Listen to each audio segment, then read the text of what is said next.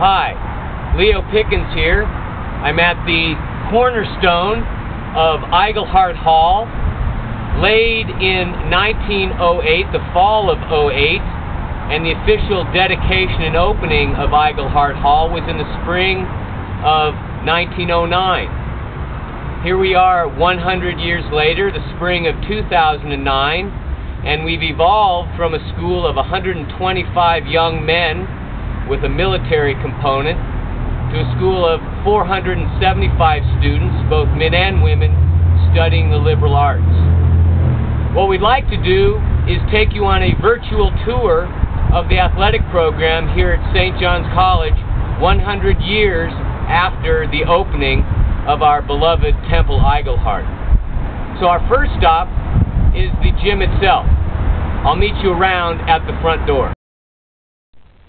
So here we are at the front door of Iglehart Hall, named after Edmund Berkeley Iglehart, who in the 1890s was a big football star for our football team, and was also football coach during that time, and was also commandant here when we had the military component for a couple of years. So here's something that's new that maybe you don't remember. A little key card action gets us in the gym now. So come on in. Here we are in the entryway to the Temple Iglehart. It was the brainchild of Steve Werlin, class of 1985, to establish a shoe rule here in the Temple, whereby everybody coming in to use the gym takes their shoes off, and they leave a set of shoes here that are used solely for the gymnasium, and that way we can preserve the grip on the floor itself for a little bit longer during the winter. The shoe shelf, which you see here, is designed and constructed by Pete Rispin, class of 1995, still in use, and you can see that the students are honoring the shoe rule and preserving the court floor, the floor that has supported the performances of such great athletic heroes here, like the Nelson family, the Harris brothers, the Beckman brothers, the great Margie Hutter, and Colleen Hatch, Maureen Hatch, Tally Scroggs, and Jerry Januszewski, just to name a few. So, now let's go into the dance studio, which is definitely something new here in the gym. So here we are in the new multi-purpose room.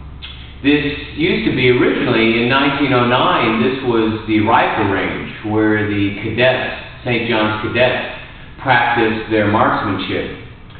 When I was in school in the 70s, this was one of the two racquetball rooms. And because one of the most important needs that we have here in the gym is for a multi-purpose space, it's been converted into a dance studio and a yoga room. And in this room we have classes in yoga, which is very popular right now, Aikido, Karate, Pilates, Stretch and Flex, which is a lunchtime class geared mainly for the staff here at the college. And also, we have classes in here for swing dancing. So, a wonderful multi-purpose space.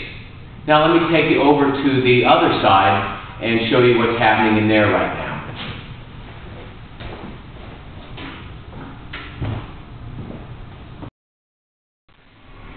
So, here we are in the other section of the old racquetball room, where I used to get my bottom handed to me by Ted Nelson and Mark Ainsworth back in the days when we played a lot of racquetball.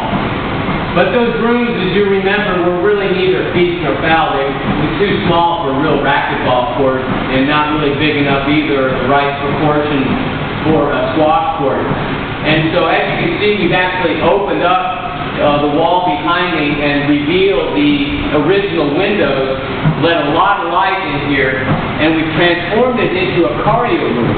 So we have a number of exercise machines ranging from the Concept 2 ergometers to the stationary bike, to the elliptical machine, to the treadmill, as well as an area where people can stretch. And I think this is actually one of the rooms in the gymnasium now that gets some of the most usage.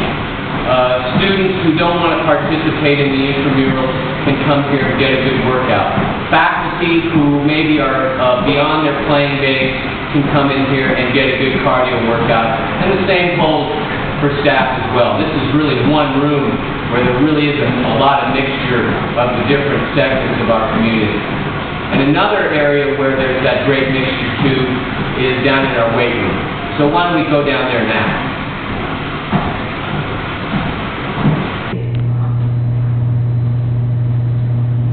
So here we are in the new weight room, which we've been expanding over the years to try and put together as good a collection of weight room equipment as possible.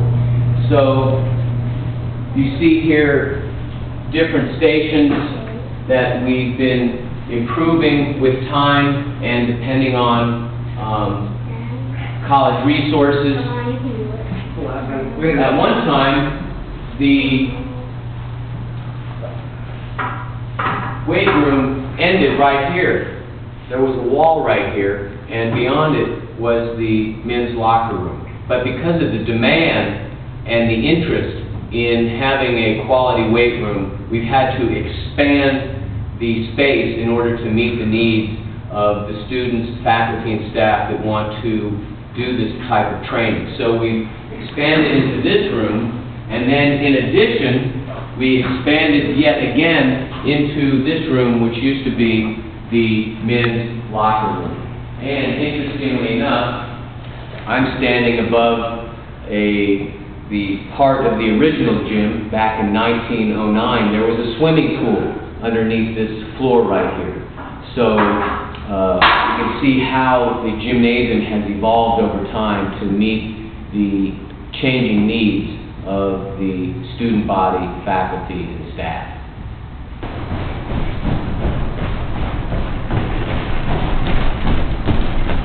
So here we are up on the track, which is something that is not changed. We continue to maintain the integrity of the track so that students, faculty, and staff can still get their laps in inclement weather and during the winter time. Still 20 laps to the mile.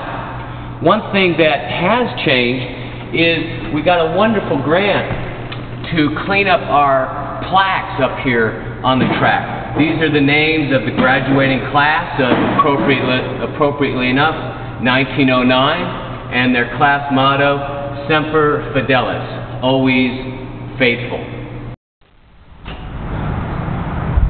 Well, that wraps it up for our virtual tour of the Temple Iglehart.